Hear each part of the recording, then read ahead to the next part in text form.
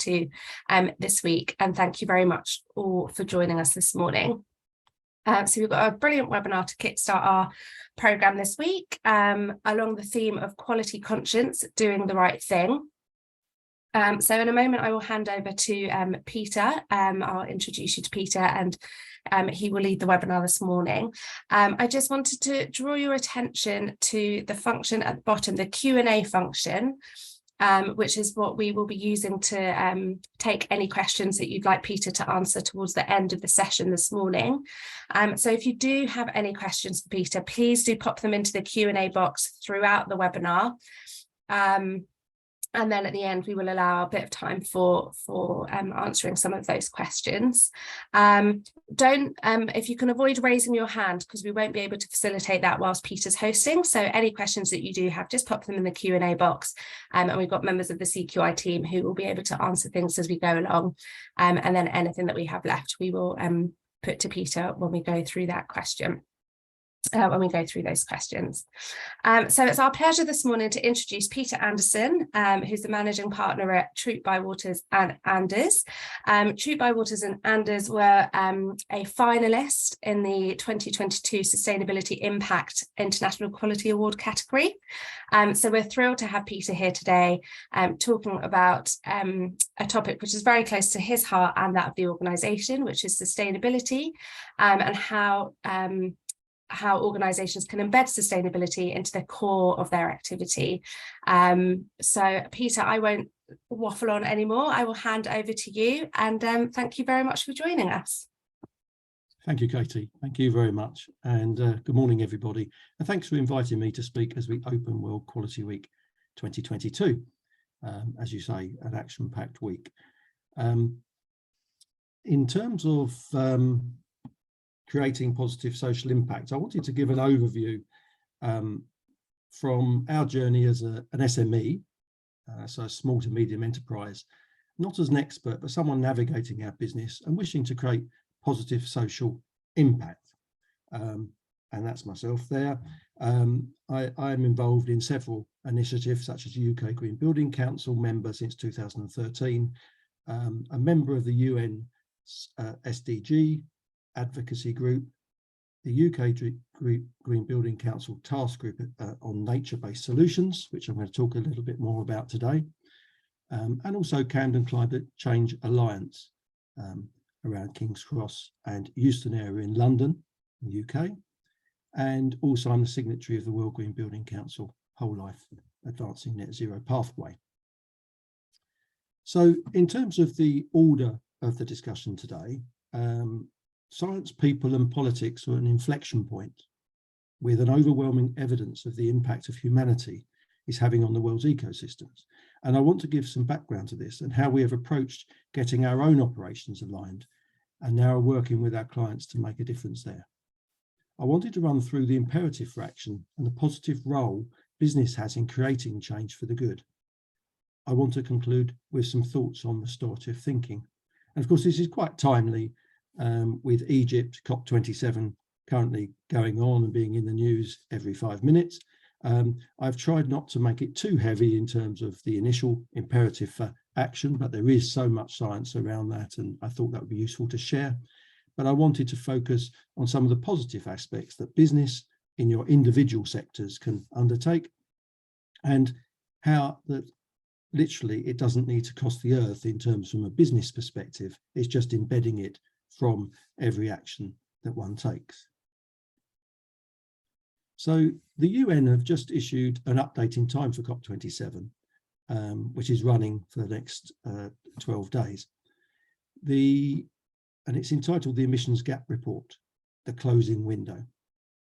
And from that report, it really is seeking to bring thought leadership through into COP27, but also make some useful reading in terms of where science is currently at. So I've got a few reflections on that report. So the climate crisis is part of the triple planetary crisis of climate change, pollution and biodiversity loss. So those three things are being identified separately. And the scientific findings are pretty dire. very limited progress in reducing the immense emissions gap for 2030, and I'll try and explain that a little more.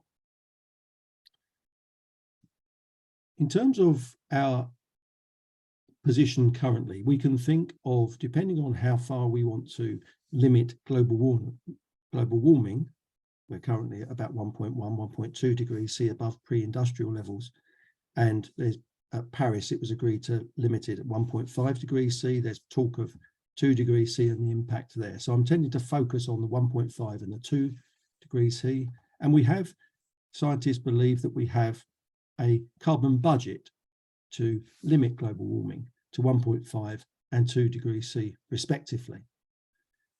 As you can see, in terms of 1.5 is about 420 gigatons of CO2 that we have left before reaching net zero.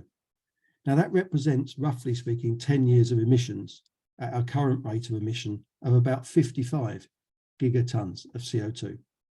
So collective action is needed, and a useful link here is explaining the carbon budget principles, and Stephanie will be popping the links into the Q&A box as I work through this presentation, and we will, by the way, circulate the presentation afterwards for your information. So there's some useful links here. I'm representing the total carbon budget. Now, if one thinks about how big that is, 1 gigaton is 1,000 million metric tons, which is 1 million kilograms. So a huge quantity, and we are emitting 55 gigatons per year. And this diagram on the right-hand side here from the Energy Education University of Calgary describes this in the context of the land on Earth, the living mammals on Earth. So a gigaton is the mass of all the land mammals in the world other than humans, i.e. the grey ones here, around here. This is a representation of humans in the middle, livestock here, which just shows how impactful livestock is on the world and everything associated with it. And then these green isolated dots are wild animals that we are seeking to preserve. So one way of looking at it is we emit 100 times the weight of the human race in greenhouse gases every year. Phenomenal proportions in terms of the quantity that we're talking about. And part of the challenge, I think, of businesses is how we can think of positive action in our own small way to make a big difference. And I think the secret to this is that everyone acting collectively will make a difference, not one individual. And within the United Nations report that I mentioned, they talk further about the emissions gap. And I've expanded that up here to explain the various different points. So this is 2015 to 2020 here. Yeah, and this is the emissions in gigatons of CO2 equivalent here from all our gas emissions.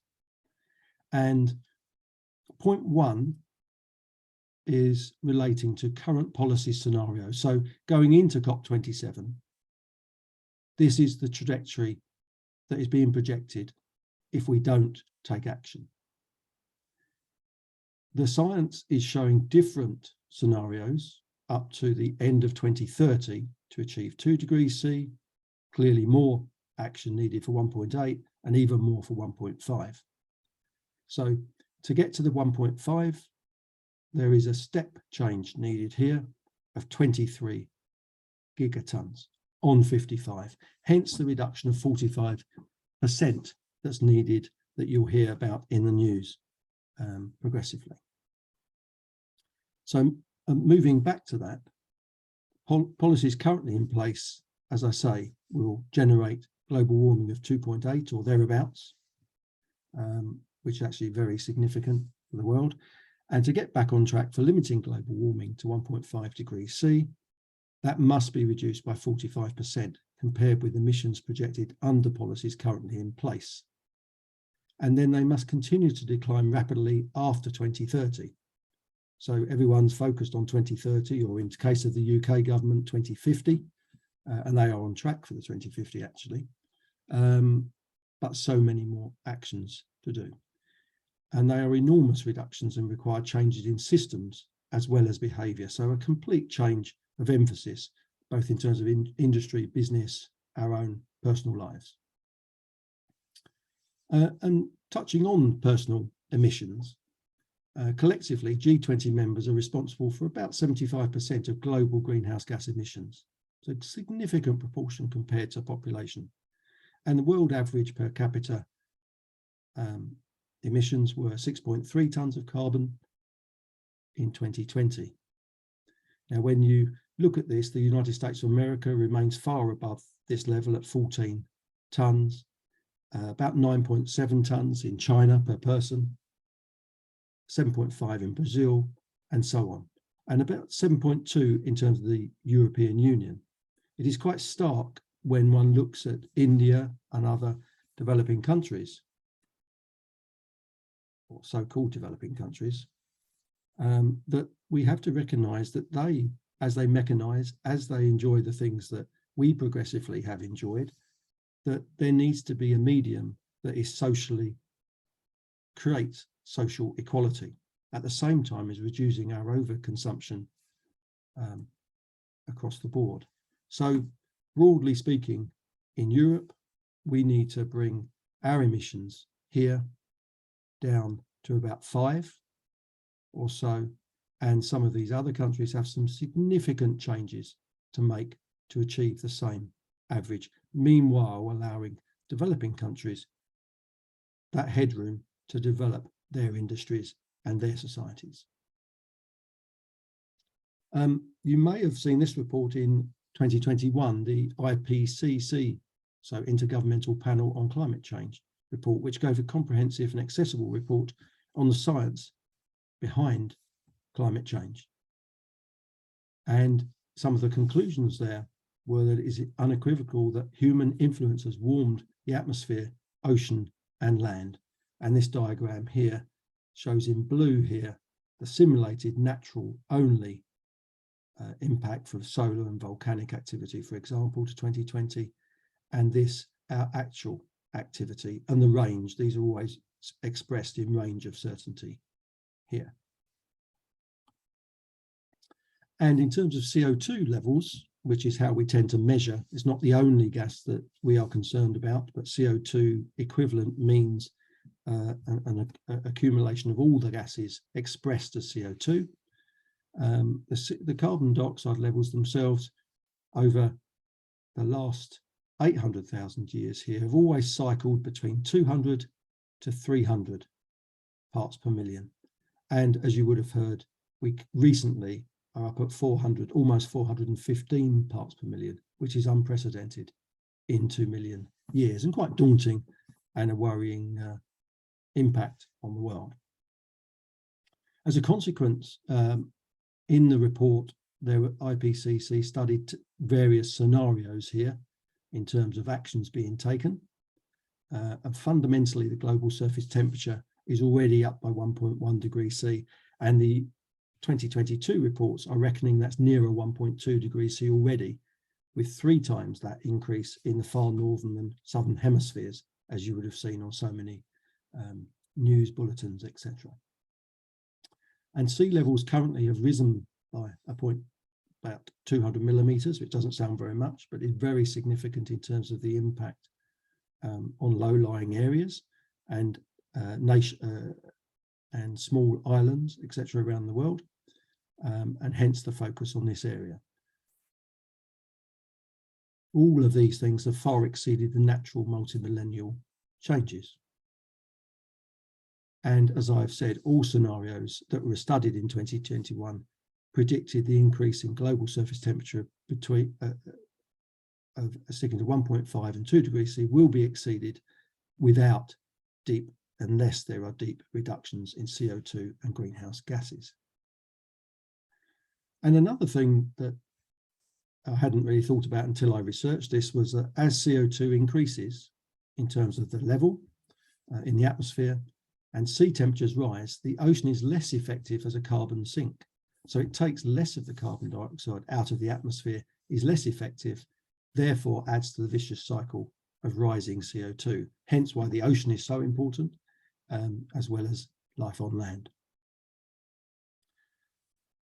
The cause of much of this man-made impact is our use of resources. And I've expanded this little document up here. We're consuming far in excess of the world's available natural resources. And this representation of major natural capital and produced capital resource is 7 years old now, by Johan Rostrom, entitled Why We Need a Great Transition. And it shows the exponential rise of human-related activity since the 1950s. So be that in terms of social economic aspects, there's growth aspects, population aspects up here. Things like fertilizer consumption is hugely increased and therefore impacting the world's biodiversity. And then, of course, transportation, telecommunications, etc. And then if one thinks about the Earth system trends associated with that impact, we have seen ozone increasing until action was taken. We've seen an exponential rise in carbon dioxide, nitrous oxide, methane, and as a consequence, ocean acidification, coastal nitrogen erosion, and then impact on marine fish and tropical forest loss. So it's actually quite a bleak picture overall, really driven by our consumption needs and this drive for growth, perhaps without considering the impact to the wider world and life systems. The climate system is more extreme as a consequence. Every day we hear about weather events that are impacting life on Earth. Currently, we consume roughly 1.6 times the globe's resources every year, it's estimated, and the climate system is suffering with impacts on humanity and all living systems. Turning to nature specifically, humanity has and continues to disrupt natural systems by deforestation, planting monocultures, and that's not just in the Amazon, for example, that's monocultures everywhere, particularly in the UK, for example. We really are a monoculture society, leading to chemical pollution, the use of fertilizers, etc., and insecticides, soil erosion, loss of habitat, therefore bringing species to extinction and creating pathways for pathogens. Increasingly, the links of science are showing that to be the case. Those older guests today may well remember those summer drives in your car where the windscreen is covered in insects. This is just no longer the case. And these losses in invertebrates are symbolic of what is happening across the spectrum of life, with roughly 50% reduction in invertebrates, for example, in the last 50 years. So significant change going on. Of course, those invertebrates are the food chain for the whole of the larger species that we tend to concentrate on. The UK has lost almost half of its wildlife and plant species as a result of human land development since the Industrial Revolution. The country is ranked in the bottom 10% of the world and the worst amongst G7 nations. So human activities are destroying the natural world, leading to the extinction of animal and plant species at an alarming rate. Last year, an intergovernmental panel of scientists felt that 1 million animal and plant species were now threatened with extinction. And in 2020, a global report found that populations of mammals, birds, fish, amphibians and reptiles plunged by 68% on average between 1970 and present day. You may have seen this graphic release for COP27 in Egypt, showing just why aiming to keep the global warming to within 1.5 degrees C above pre-industrial levels is so important. Here, this really focuses on a couple of points.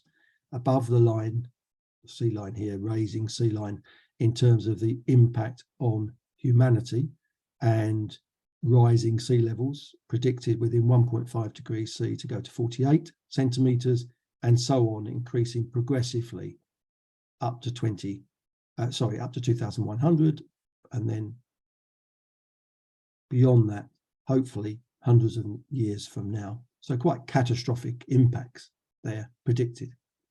And likewise, in terms of marine life, 1.5 degrees C will still see 70 to 90% of coral reefs declining or dying, basically, and 2 degrees C seeing virtually all coral reef lost. And of course, we know about the biodiversity within a coral reef and how it feeds the whole ecosystem.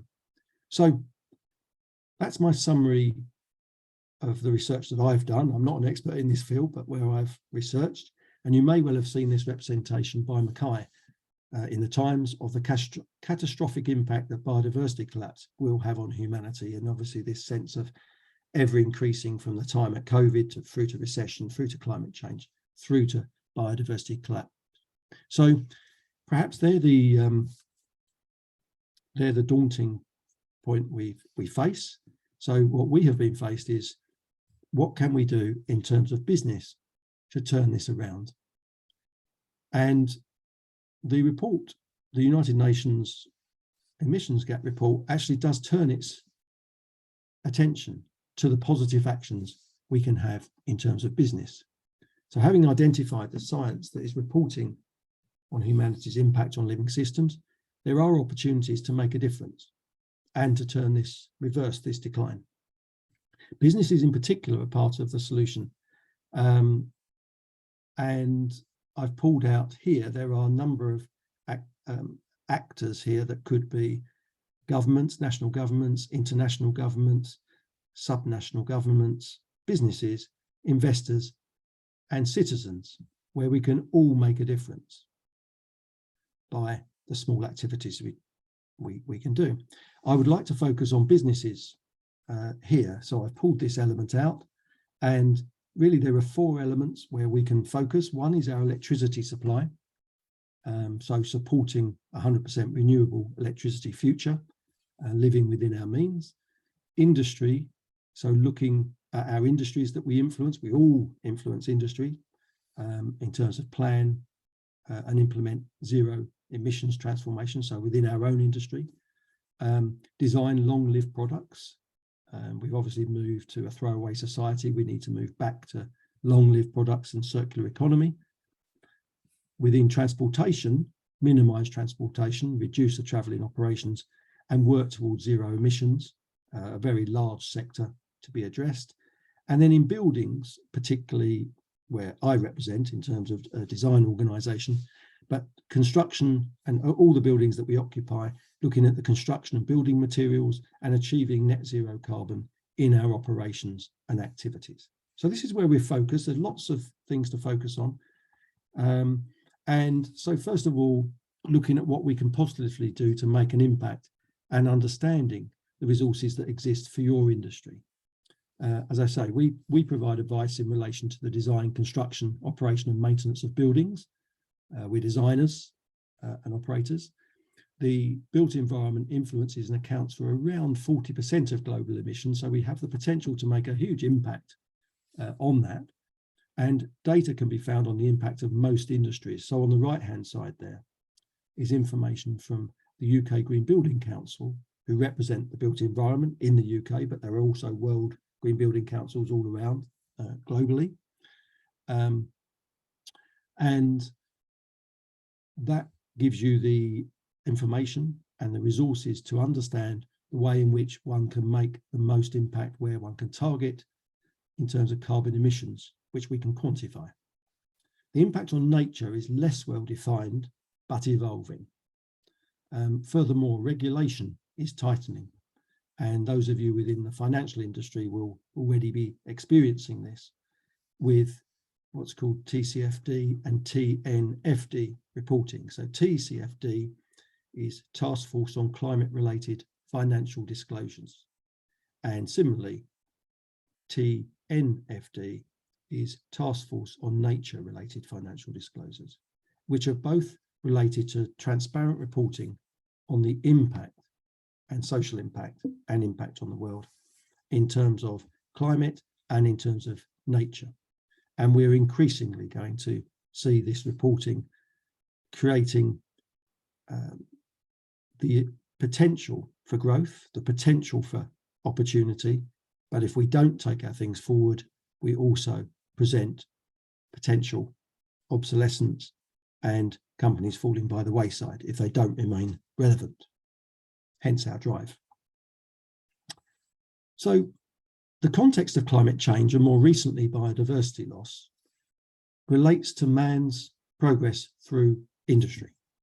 And this graphic relates to the last few hundred years, where the Industrial Revolution through from Industry 1, mechanism of steam power and the weaving loom, etc., through to Industry 2, 2.0, in terms of mass production, assembly line, and harnessing electrical energy, through to Industry 3.0, harnessing computers, electronics, robotics, etc., moving to today's Industry 4.0 that we're trying to navigate currently through cyber physical systems, Internet of Things, and networks. Quality systems can be thought of as evolving in the same way. And this is a piece of work that CQI have been doing in terms of Quality 4.0 on the right-hand side there. Just as industry, quality are thinking it in this way, one can think of sustainability 1.0 in terms of minimizing the impact and doing less harm. Moving to sustainability 2.0, heading towards zero and neutrality. Sustainability 3.0, net positive, putting back more into the environment and society than we take out. And 4.0, reconfiguring the living system to allow the social and environment aspects to evolve and thrive, reaching their greatest potential together. Sustainability and the impacts on the world systems has been known about for at least 50 years, but has been more prevalent in the last 20. And I think just reflecting on where we are, we're probably at a point where most of the damage has been done. In truth, our industry, and I suspect most industries, are still somewhere between sustainability 1.0 and 2.0. So there is much to do, there's much opportunity, and we have a long way to come in a short time as an industry, particularly the construction industry, but it applies to many others. So I'd like now to share some of the steps we have taken over the last 5 years to address this challenge. Troup Bywater Anders is building services consultancy, and we've been in existence for around 60 years, and we've grown to 240 people across the UK and in Europe. So we manage and oversee about £3 billion worth of construction across all sectors. So we have a wide range of influence.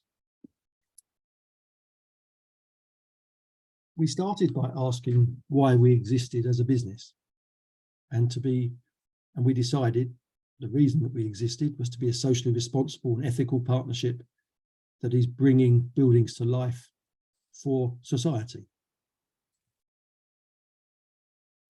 We identified 3 pillars, placing sustainability centrally. So we have on the left-hand side here, achieving quality consistency that one would expect of an organisation such as ours or any business. Growing people over here, supporting them to achieve their maximum potential through leadership, management, training and mentoring, all connected together with sustainability at heart, playing our part in reversing climate change and resource consumption. We are a people business, and everything we deliver relies on them. So we invest heavily in apprenticeships, learning and development, mentoring and industry initiatives to accelerate change for the future generation. It is the future generation that are going to take this forward and also have to live with the consequences, of course. We have an integrated management system to a 3-pronged management system to ISO 9001, i.e. quality, 14001 environment, and 45001 health and safety. These are the frameworks through which we exact change, using the themes of leadership, engagement, dialogue, and continual improvement. So all of these adjustments we've made have been continual and progressive, and will continue to be so. Our context of the organisation document, which is our uppermost document in terms of business operations, sets down the objectives and our context for it being in relation to stakeholders, including our people, our clients, our community, and nature itself. We measure everything. You can't change what you don't measure. We measure our energy, our water, our waste. Everything is weighed, everything is measured and recorded around the UK and into Europe, and then brought back to a central repository where we monitor our carbon footprint every year and relate to all of these things.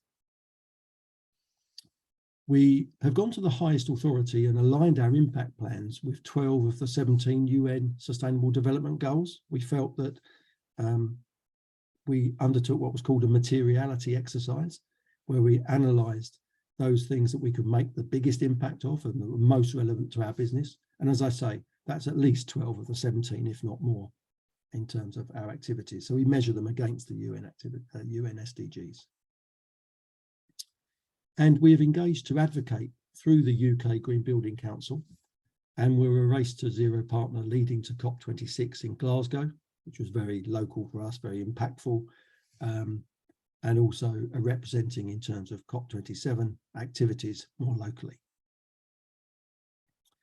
And locally, our progress has seen us secure Team Green since 2013 and Carbon Champion since 2016, in recognition of the strides in efficiency we have made in reducing carbon, which is where we started, driving down electrical, gas usage, etc.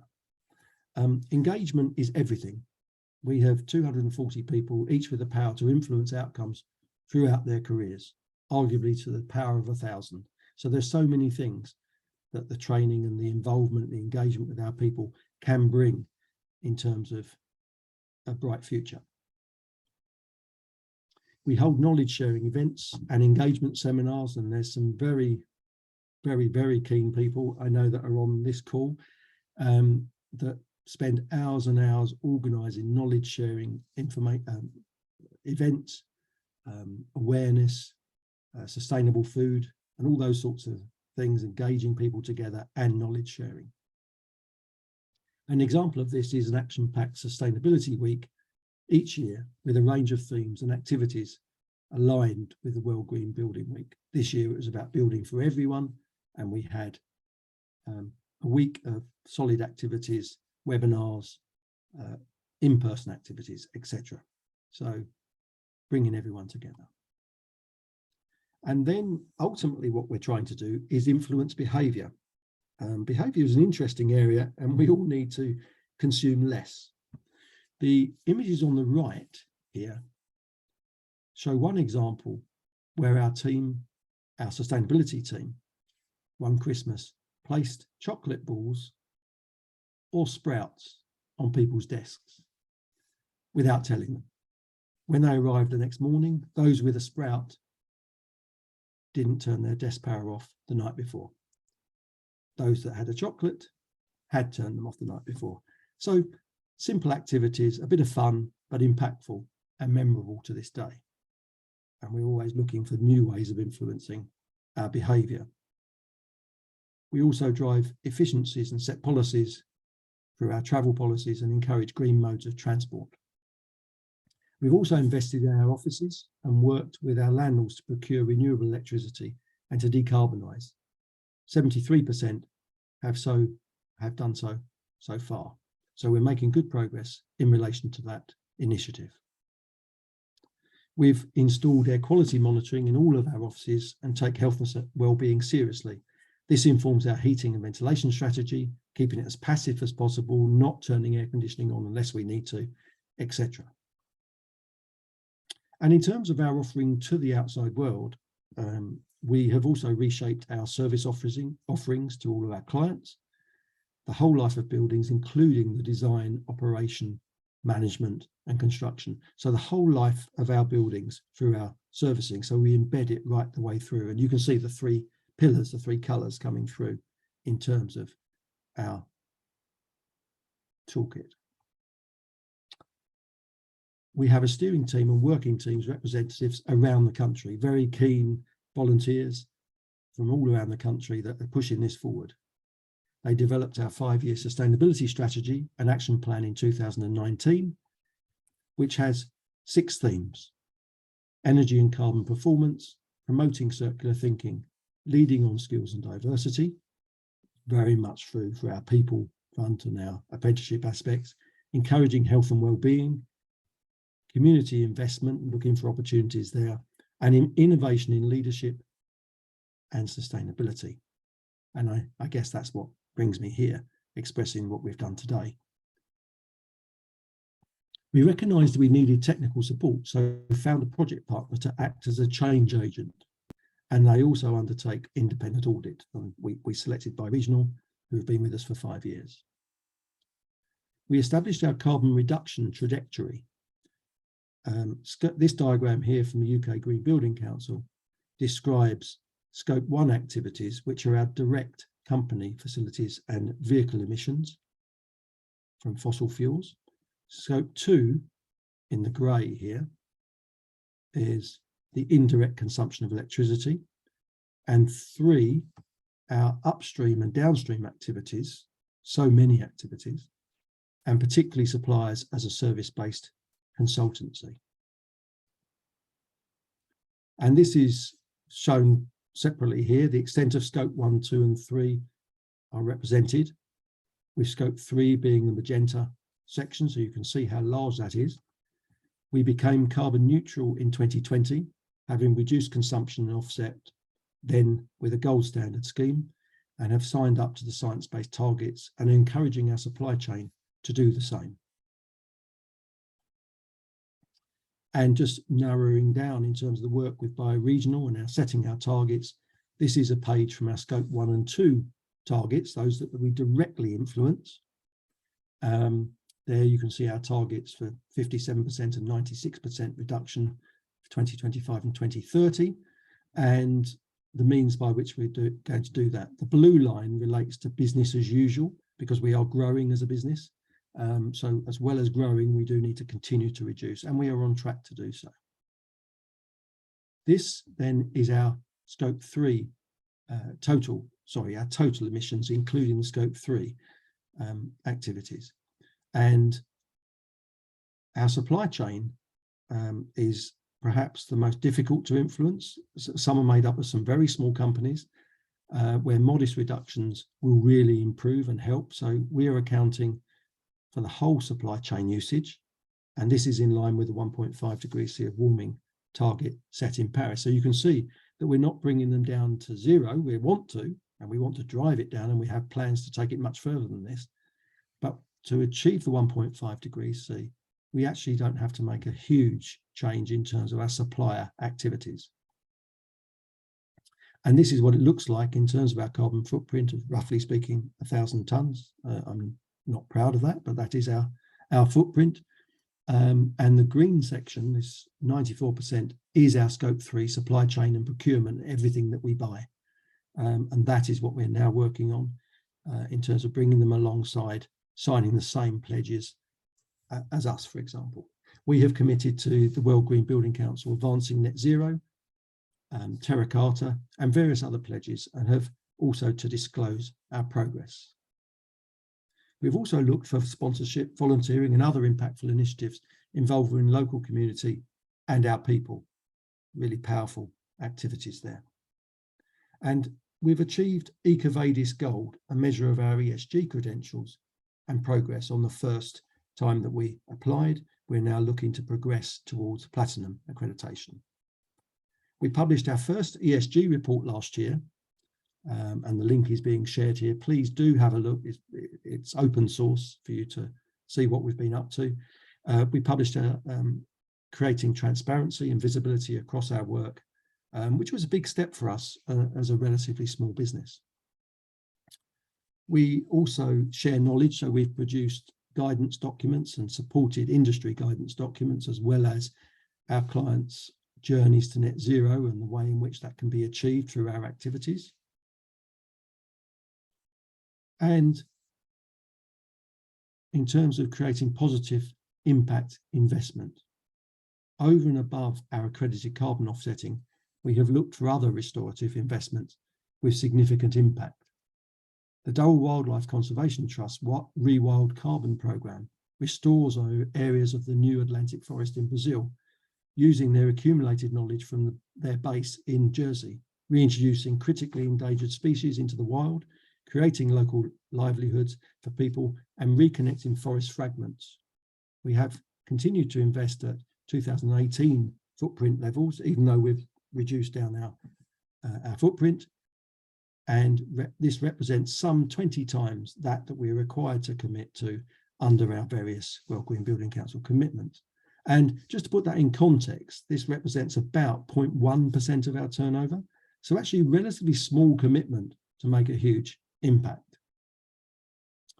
And this is an excerpt from our ESG journey, deriving from 2009 through to the present day, 2021. We're just generating our 2022 document now. So this is a way of documenting our journey and progress through. Looking at our business and the future and ways of thinking, I want to just be a little bit provocative in terms of how we can think from a restorative perspective. We have the ability to influence the world via our buildings and the health and well-being of people, and we need to move from a degenerative position, conventional practice, through sustainable design towards regenerative design, working with nature, recognizing that we need to learn to live within the boundaries of natural ecosystems. We are part of nature and all our actions are interlinked. And TB+A recognized our impact on the world and need to drive towards that position. Thinking about biodiversity in parallel with net zero carbon, the UK Green Building Council document Climate Resilience and Embracing Nature and Ambition for Nature Environment defines nature-based solutions as actions to protect, sustain, manage and restore natural or modified ecosystems that address societal challenges effectively and adaptively, simultaneously providing human well-being and biodiversity benefits. And these are areas here that one can impact through each of our different industries to take things forward. Relative to our industry, the built environment and the UK Green Building Council asks us to imagine a world where an urban environments are cooled through networks of tree canopies rather than air conditioning units. Rainwater is managed, stored and filtered through green roofs, vegetated ditches, ponds and wetlands, and flood defences are built using trees and wetlands rather than engineered concrete. And with an ambition by 2030 that all buildings and infrastructure will throughout their lifetime be climate resilient and maximise environmental net gains through the prioritisation of nature-based solutions. So a huge shift in activity. We've got a massive journey to go on here. And I wanted just to leave you with a thought on nature-based solutions and considering the oak tree in the UK. Well, it used to be very widespread, but still the most widespread tree. It is resilient, strong, durable, and that we need to see that in our buildings, in our businesses, and in society. A mature oak provides a habitat and food to about 2,300 species, including mammals, birds, insects, fungi, lichens, and mosses. It sustains, it recycles, it regenerates, and lives within its means as part of the ecosystem. The impact of one tree is enormous. Surely we can be more like an oak as we apply our thinking in our particular industry. So I'll stop at that point and invite any questions. Thank you very much for listening. Well, thank you, Peter. That was absolutely fascinating. Really, really interesting, and an awful lot to cover. So you you did manage to fit an awful lot into that time, and touch upon lots of interesting points. So we have had some questions which have already started to trickle through. So we'll try and get through a few of them as we can. I'll start with one that's literally just come in, which says it's not a specific question, but it was an excellent presentation, very informative and helpful. So that's always lovely, always lovely to have that feedback. Whoever posted that. And we will share the presentation as well, so to make that accessible for people with the references. Absolutely. So if we kind of start, we'll kind of whistle through as many as we can, and if anybody does have more questions, do just pop them into the Q&A function at the bottom and we will try and get through them.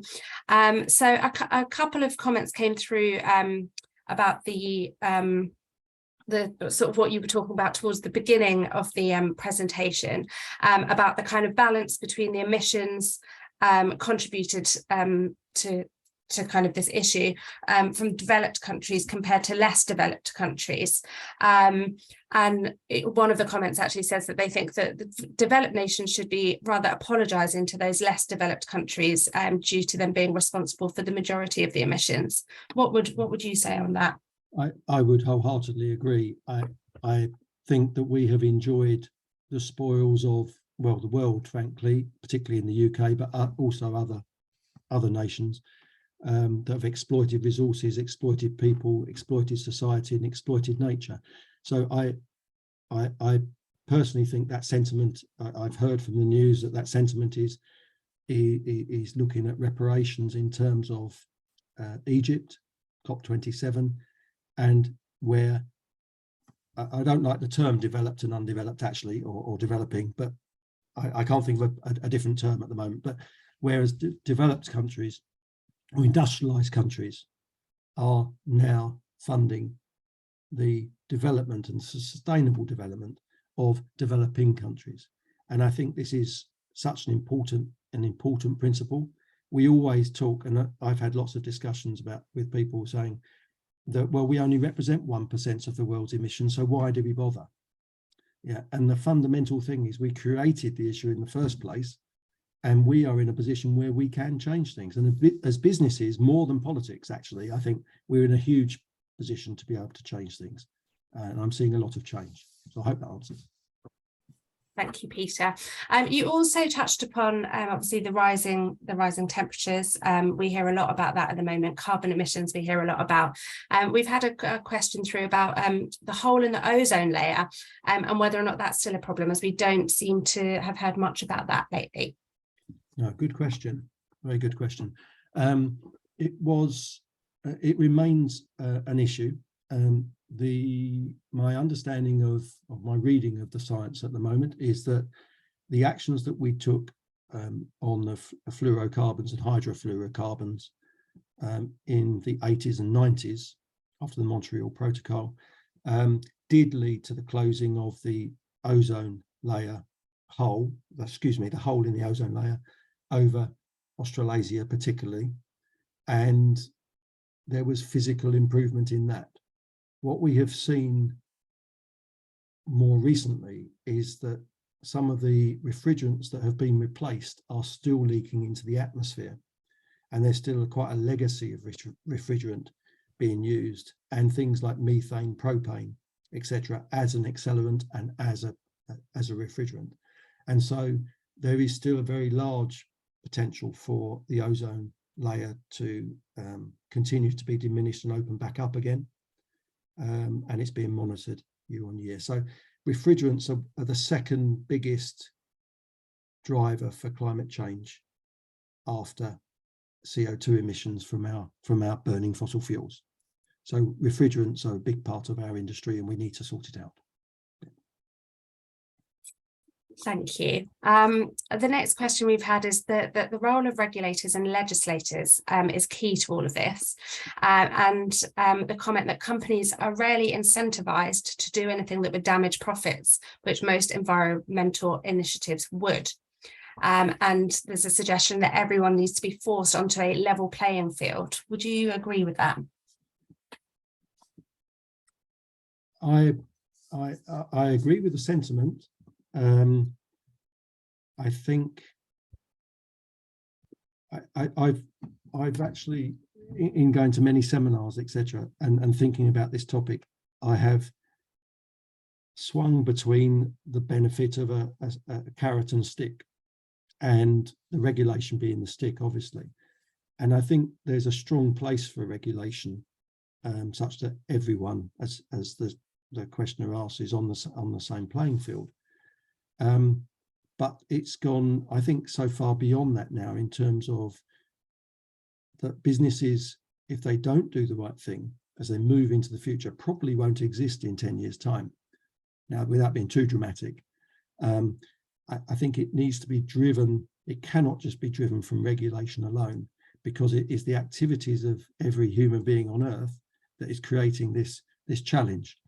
So I've moved from thinking we need to regulate through to we need to loosen up a little bit, and we all need to make that change from a personal and a business perspective. Difficult question, that one. Yeah, absolutely. But actually it leads quite nicely onto something else that's been put through, which is about the carrot and stick approach, and which one you think has been more fruitful in terms of getting your supply chain on board. That's a great question. Yes, I actually think the stick has. I've dressed it up as a carrot, I suppose, or a breakfast, and asked for a meeting with. What we did is we prioritised the spend and the look at and the impact of our supply chain, and then have met with the top 4 people in terms of impact, trying to get them to sign up to the Science-Based Targets Initiative and take the same sort of activities and understand their journey, so as we can account for that. Just to explain why that is, we are accounting for our carbon footprint plus those of our suppliers.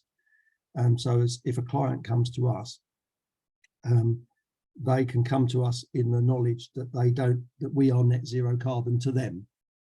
Yeah, it's not all about that, but that's one particular thing. And what I've been trying to do is use the carrot of a bite to eat and a meal and sharing knowledge, which I passionately want to do, to actually create the change. The stick is the fact that if in a few years this change hasn't been happening, we probably won't be working with you. So it's a balance, and I think probably the stick is just about edging it at the moment.